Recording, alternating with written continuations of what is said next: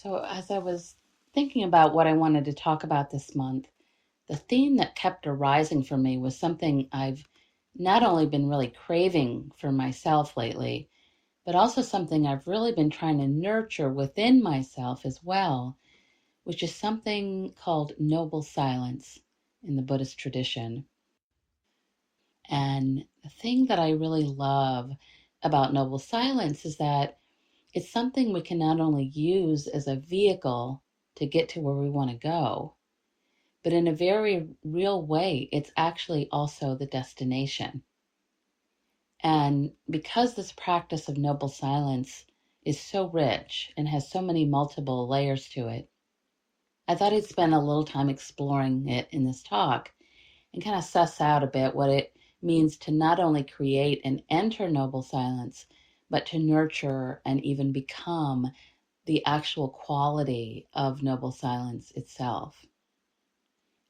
Just this past week, actually, I was incredibly grateful to be able, after a year and a half, to experience a more extended period of noble silence during a 5-day residential retreat that I led in West Virginia on the 4 foundations of mindfulness.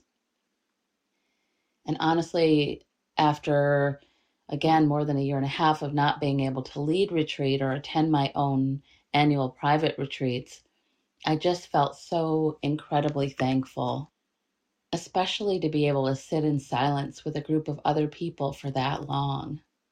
And I so often say this, but it's true that there's really nothing like retreat that can show us how truly powerful that space of sustained silence can be and how transformative it can be. And I also know that for many people who are new to practice or new to retreat, it can often just almost feel impossible to imagine being alone in the silence for an extended period, even if it means maybe just 15 minutes of trying to sit alone in silence with ourselves. But honestly, almost every single time after being given some guidance, most people tell me that in the end, after they've been in the silence for an extended period, they really don't want to leave what they've discovered in that space. And in fact, they tend to want even more of it.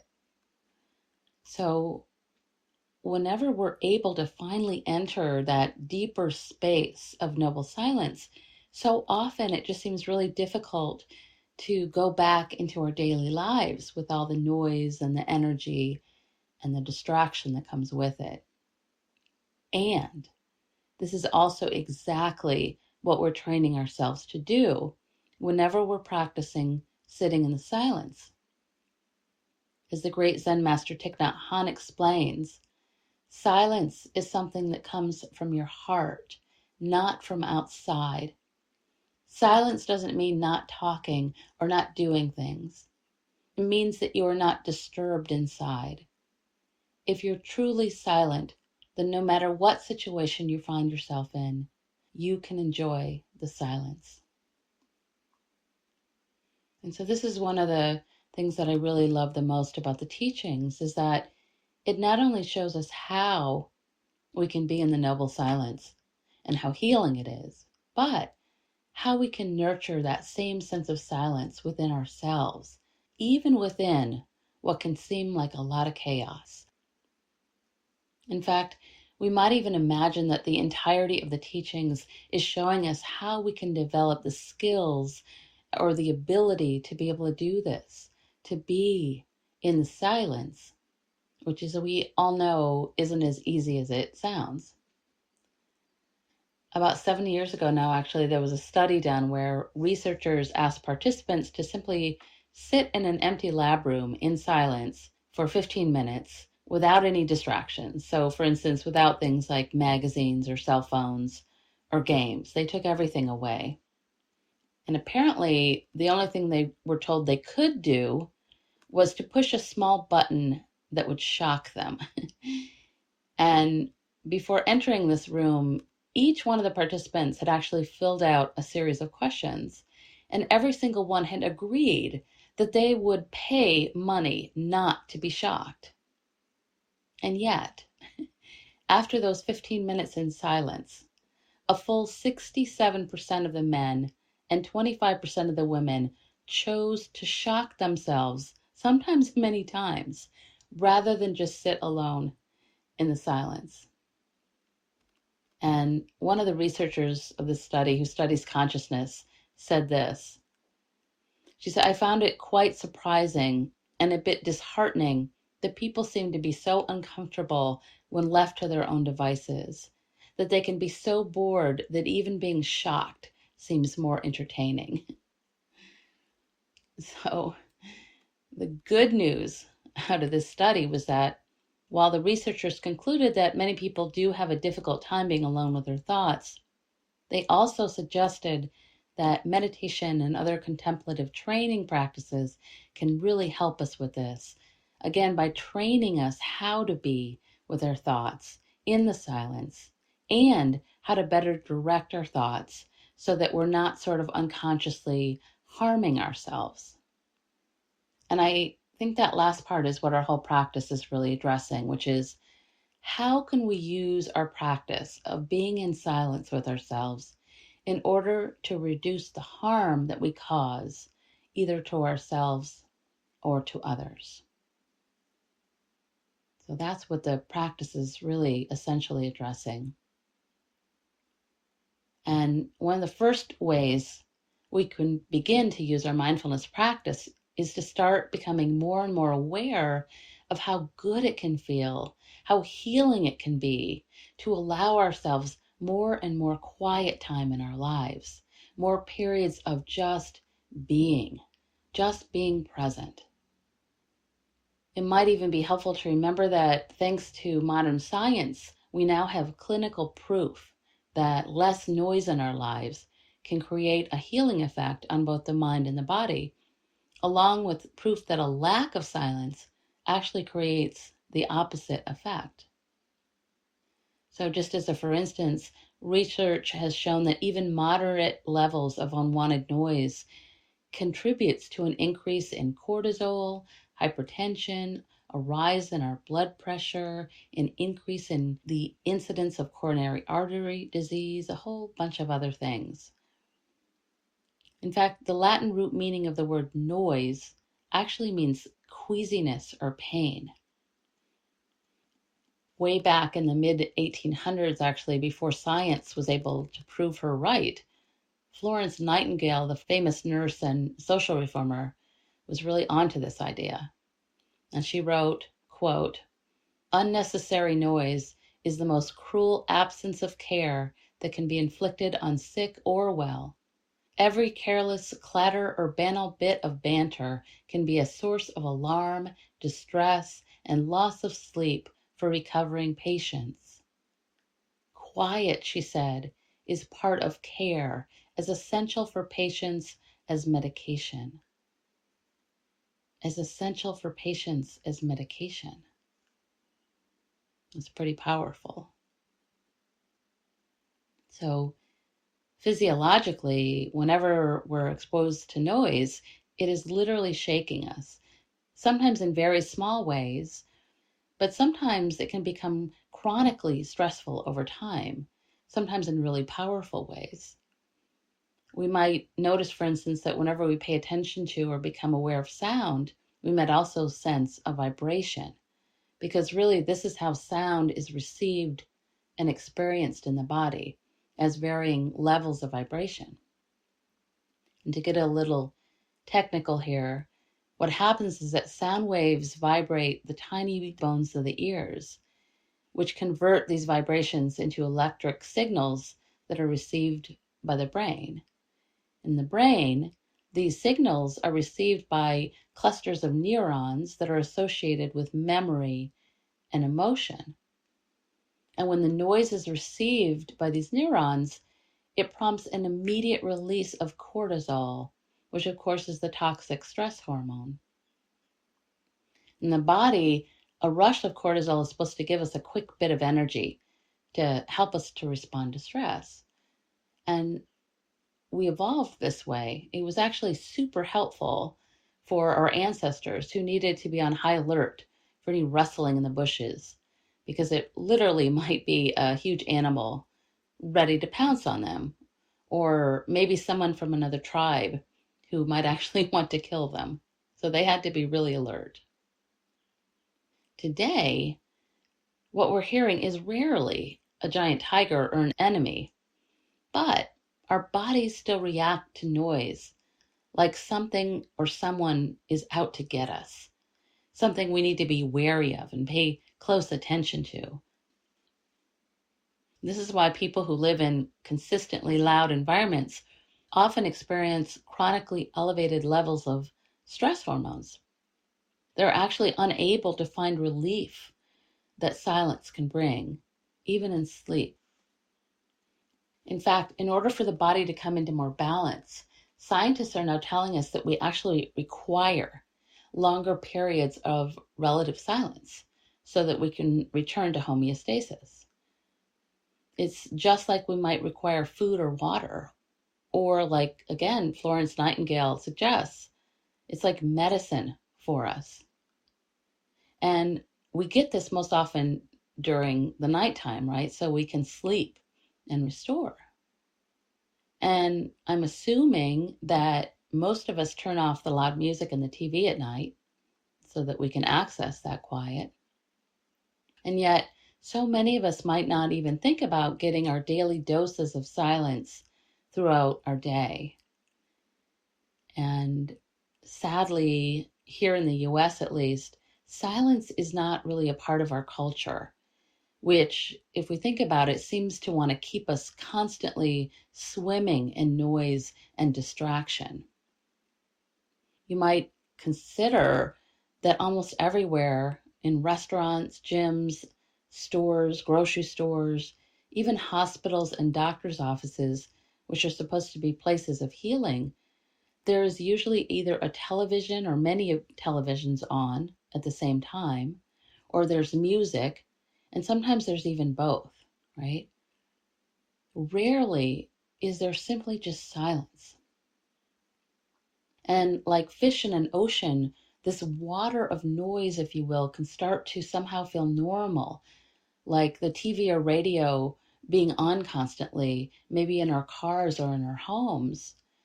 So much so that we might not even notice that they're on at all.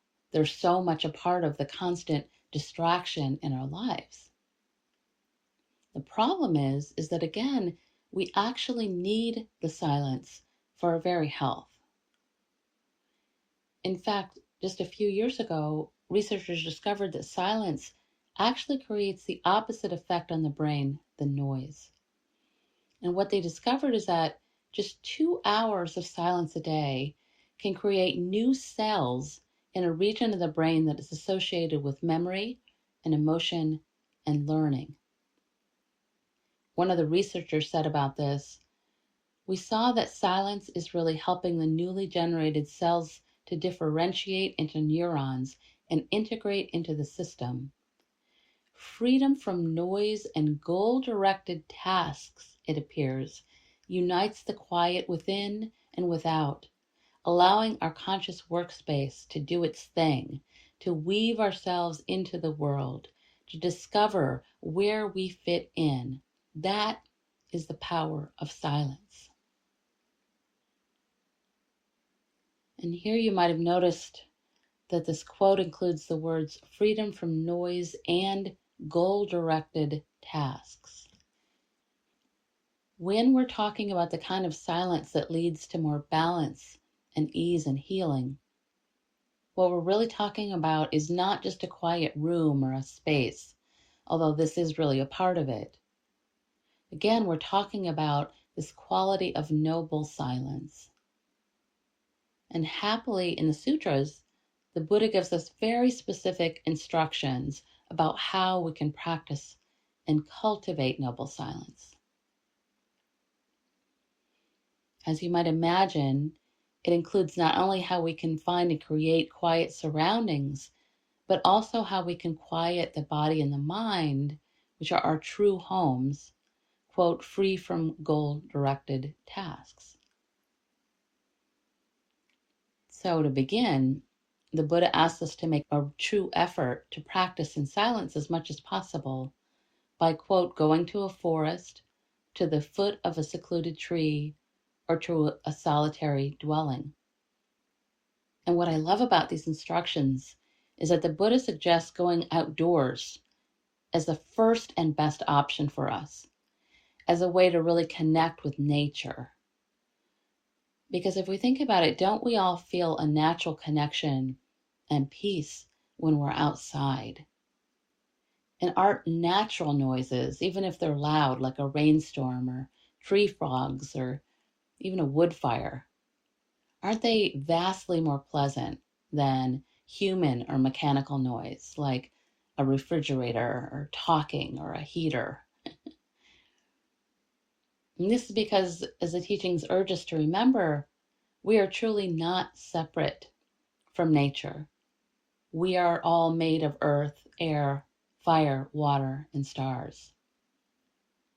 And so there is a natural attunement that we can tap into whenever we're out in it. And it becomes much easier to discover that sense of silence and connection. And I just want to stop here for a moment, though, and say that it's important for us to remember that even though we want to create and find a quiet space, absolute complete silence is nearly always impossible. So part of our practice is really learning to be with or allow the sounds, remembering that our resistance is what's going to cause us a lot of unnecessary stress and suffering. When I was living in New York City some years ago, I actually learned a lot about how to practice with noise because it was really literally so constant. It really was like boot camp, if you will, for working with silence. And I ended up making up a meditation for myself to help me to work with the noise. And I still practice with this sometimes. What I do is that I imagine while I'm sitting, not to be morbid, but I imagine that I've died and that I have these precious 45 minutes or so to be alive and awake and to figure out what period of my life I've landed in for 45 minutes. With my eyes closed, the only way I can figure this out, besides investigating the state of my body to find out maybe what age I am, is to listen to the sounds. And so in New York City, what I was listening to was things like the buses and the ambulance and the laughter outside and the TV being on in the next apartment and the sound, the really loud sound of the heaters in the apartment. And also my upstairs neighbor who used to walk around in her high heels and really loudly. And so I remember when I was in New York City doing this, just kind of laughing in a way inside and feeling so grateful for those noises, saying I'm in New York City. This is it. These are these precious 45 minutes here. And just listening to them as they arose and passed or appeared and disappeared as part of my practice of being present. And honestly, today, now living on a very quiet farm, I would love to spend 45 minutes meditating in New York City again and hearing all those noises.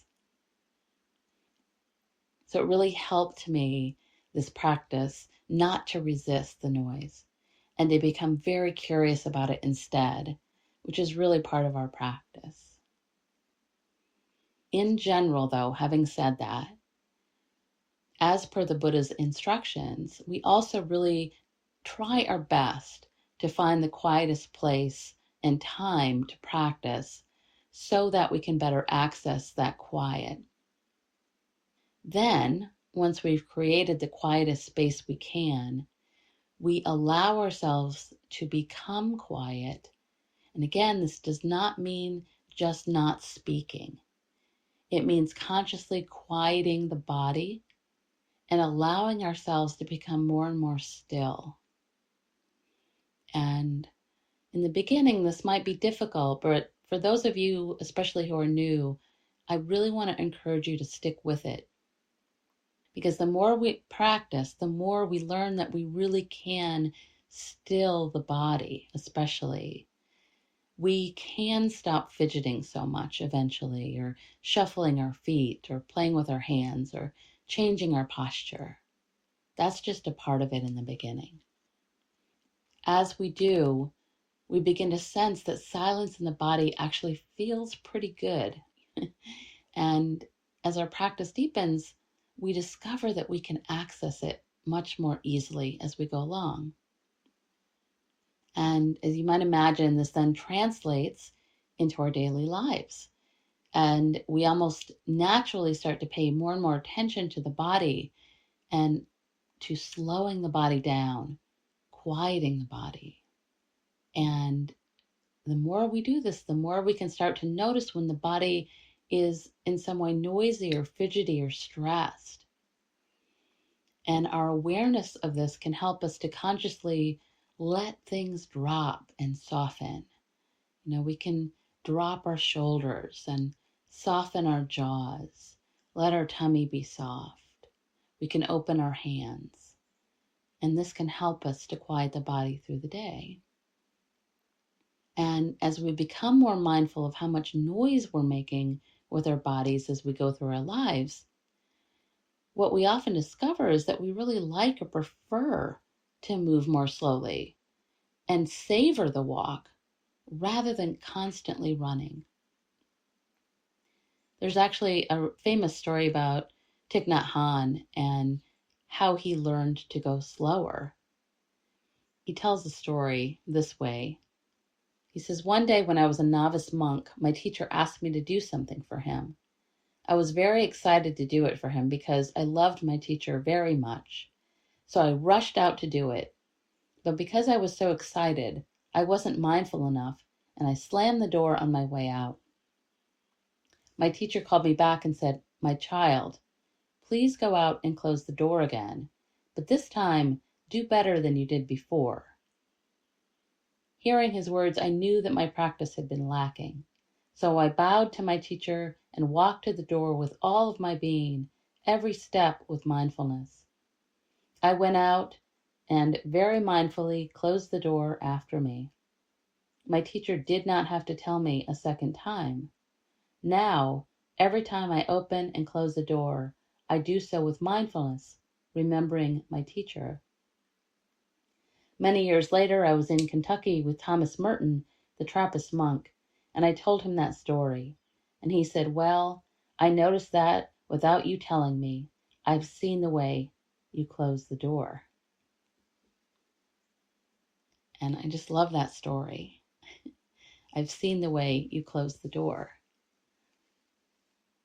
So, as we are practicing to consciously, mindfully slow down and eliminate noise during noble silence, we're also eliminating all the things that tend to distract our minds from our direct experience.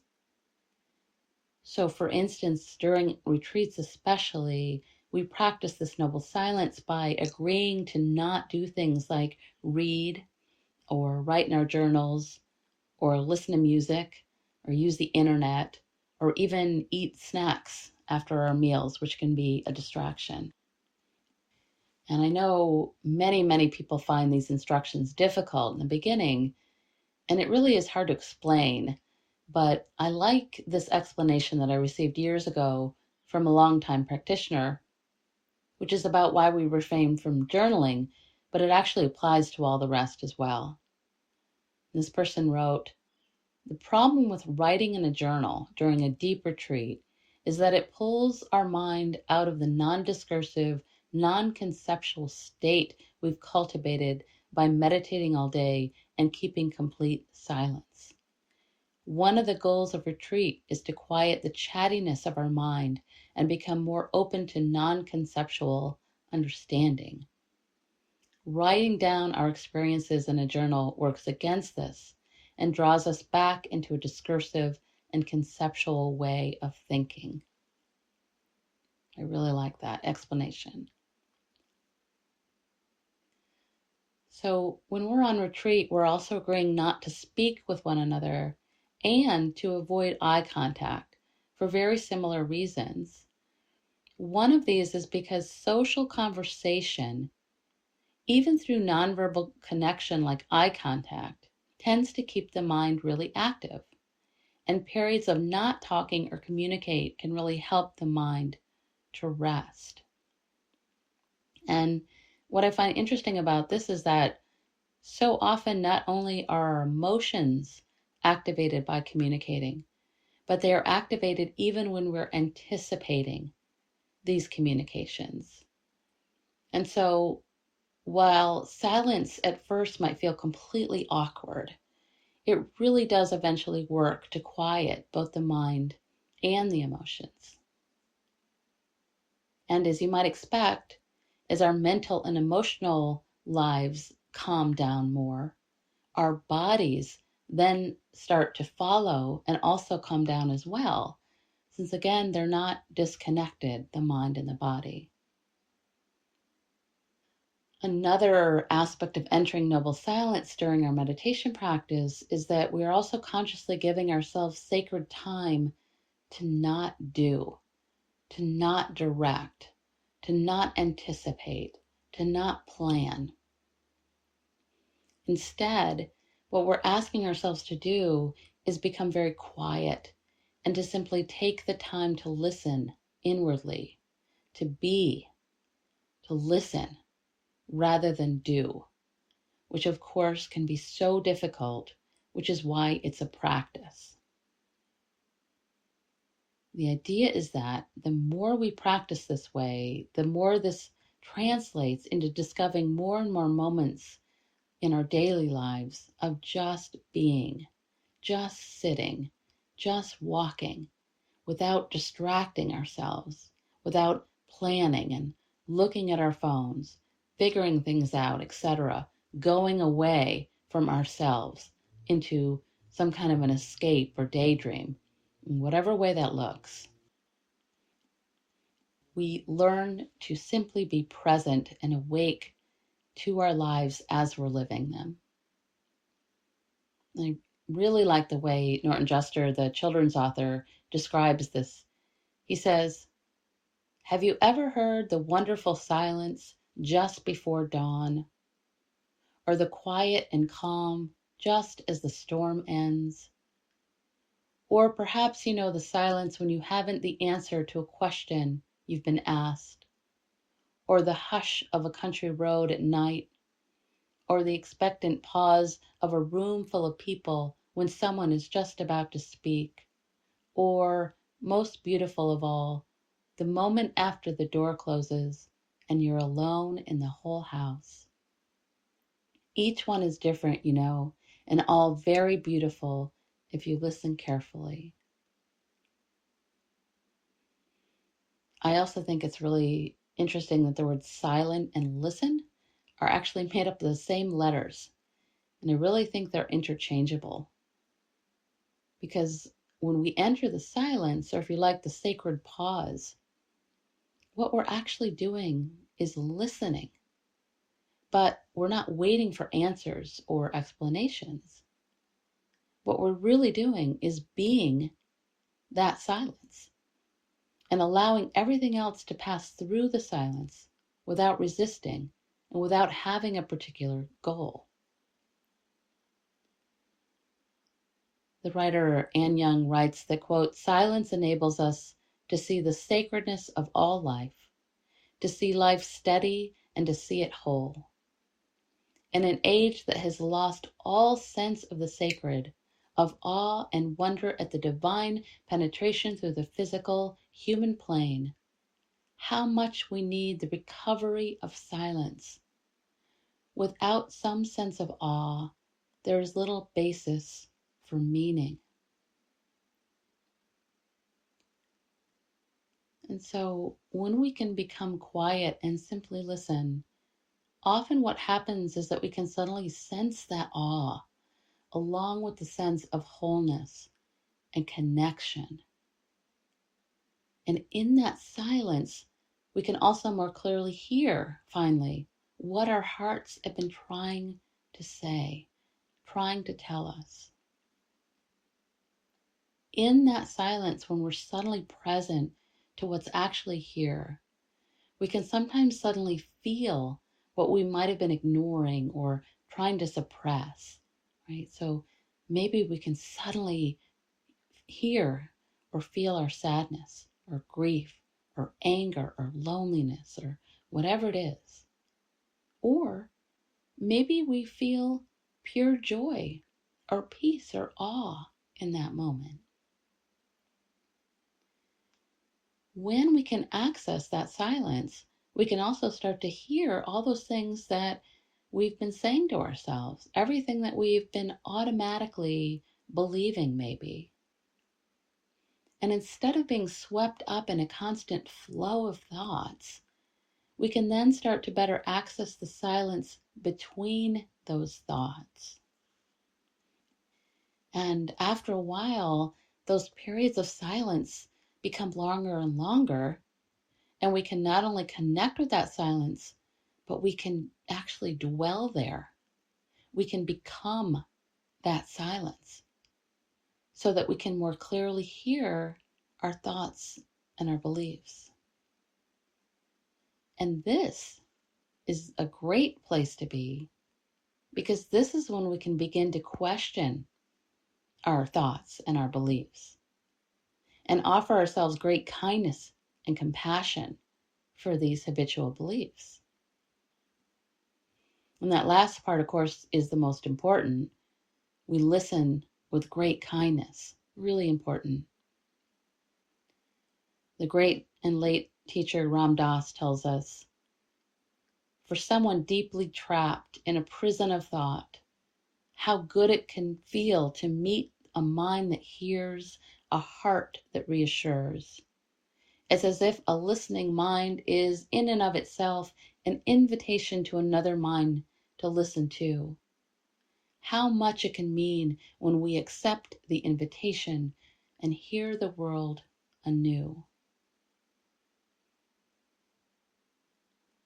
So, of course, we actually can't do any of this well, listen well, or feel well when we are constantly distracted by all the noise in our lives, which of course includes our own constant mind chatter, our own constant conversation that we're having with ourselves.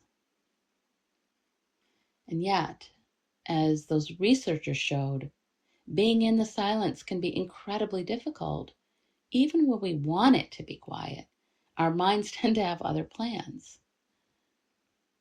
The reason for this is because when we start to sit down and listen, the silence can often magnify actually our inner chatter. And it can often feel overwhelming, like, oh my gosh, this isn't working at all. I'm actually thinking more now.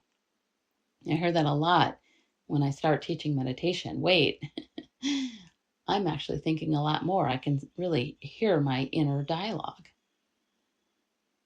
And this inner chatter, if you will, can include all those thoughts and feelings and conversations and even uncomfortable physical sensations that we've mostly been trying to avoid. And so, in a very real way, often the noise or the distraction is serving as a kind of salve or an escape, maybe just like a glass of wine might, or watching a television show. It takes us away from hearing what's going on in the mind, because often we don't want to hear what's going on there. The good news is that the more we practice, the more we become comfortable with and familiar with the silence, and we become more comfortable with the listening to our own thoughts and feelings without judgment and without suppressing them. We become more comfortable with just watching them arise and pass, resting in awareness, in silence, in pure presence that is simply letting it all flow through. And after a while, what happens is that this internal dialogue at some point also starts to quiet down. When the mind becomes more quiet then, and we become more present with what's actually here right now, instead of being so caught up in the noise and the distraction that is our talking mind, we can experience a more heightened sense of intimacy with the whole world, with a deeper sense of just pure presence. And as we start to achieve a more sustained silence, both in our practice and our daily lives, what happens is that we start to feel like we're more awake to our lives. Our senses feel more alive, and both our inner and outer worlds can appear to us with much greater clarity. Here you might think of a pure blue open sky that was somehow obscured with clouds, and it's suddenly clearing, and we have more sky in our life and our mind. So, for instance, we might begin to notice the sound of birdsong more often.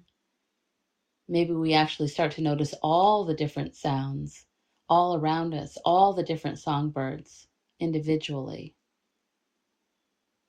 And again, whenever we can allow ourselves to tap into that silence, we can also start to hear our quieter thoughts and emotions, which normally get drowned out by either the outside noise or the constant inner noise or dialogue, that we don't hear those quieter thoughts or emotions.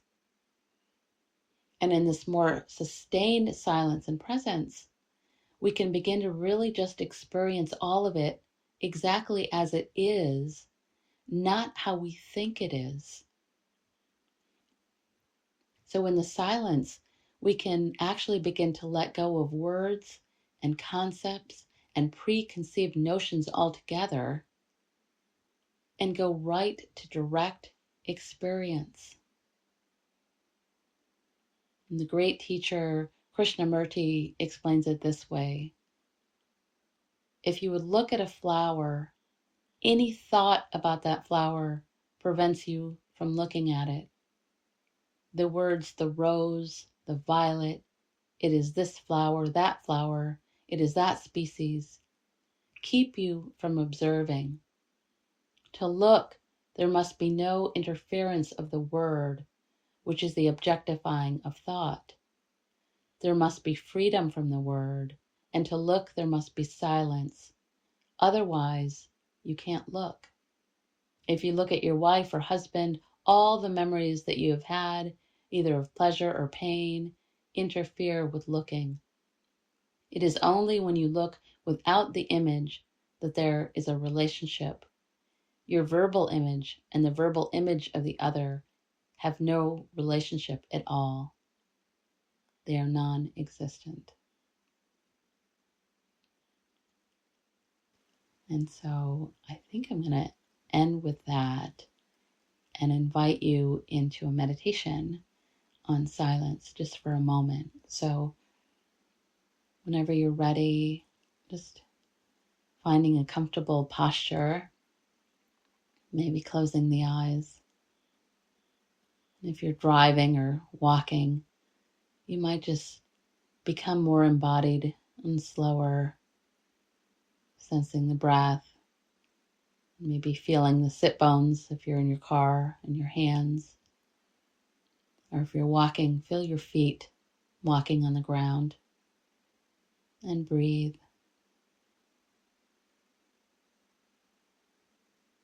If you haven't already, taking a nice deep breath in, filling the body. And slow exhale, letting go. A couple of rounds of these on your own just to tap into the body and the mind. And on each exhale, seeing if you can access that silence, that place of noble silence within the mind, body, heart a little more. Letting everything slow down. Mind, body. Just focusing on what's right here, right now in the present.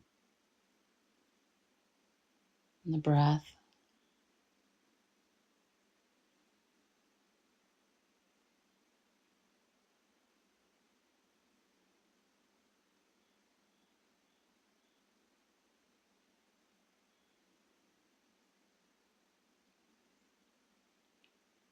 And I invite you now just to begin to notice sound.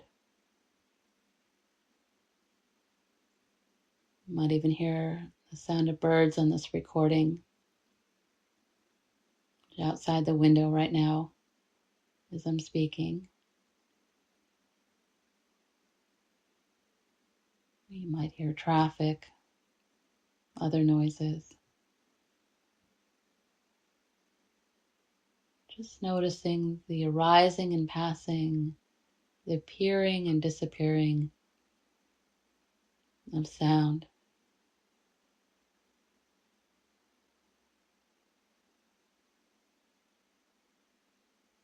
And as you do, see if you can access that place within you that is quiet, that is silent, that is noble,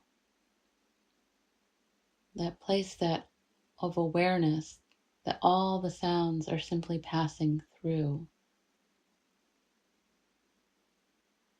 Recognizing that we don't need the outside to be quiet.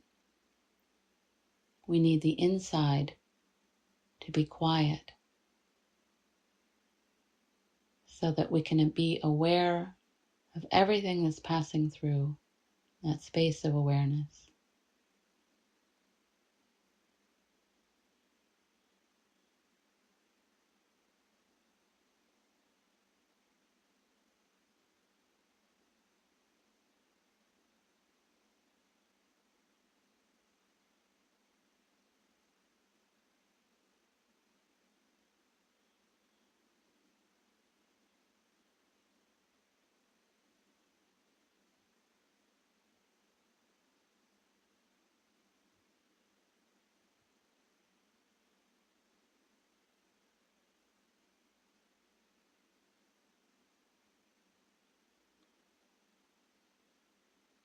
If you'd like, you might also start to notice thought as it arises and passes, appears and disappears, just like sound in the mind. Can you access that place of silence within you that's simply noticing thought as it arises and passes through the silence? No need to push thought away, judge it, run with it. Just notice thinking like clouds through the mind.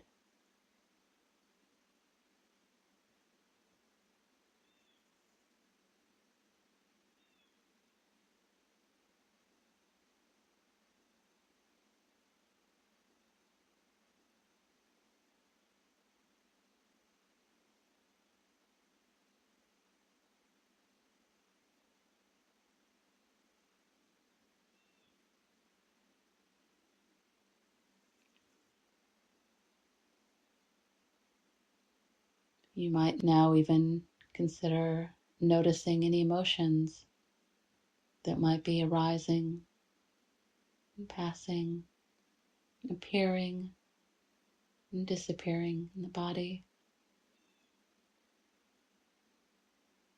Seeing if you can again access that deeper space of quiet and silence that's simply experiencing, witnessing emotion as it arises and passes, just like sound, becoming that space of silence that can simply be aware of what's here without any judgment, just witnessing with great kindness.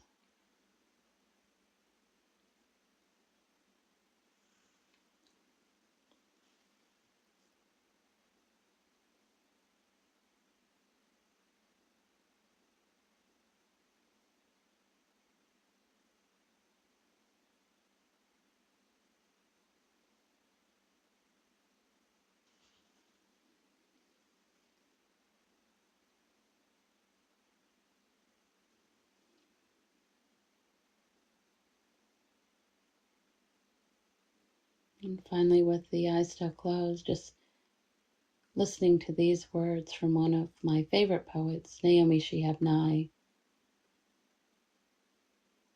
who writes, "We forget about the spaciousness above the clouds, but it's up there.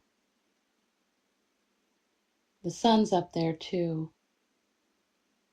When words we hear don't fit the day, when we worry what we did or didn't do, what if we close our eyes? Say any word we love that makes us feel calm. Slip it into the atmosphere and rise. Creamy miles of quiet, giant swoop of blue."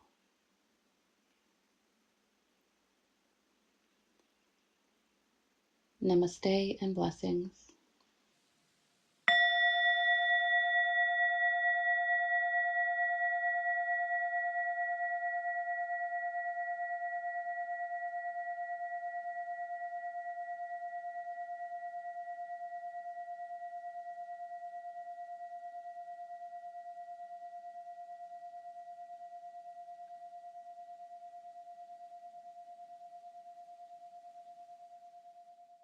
I hope you enjoyed this talk.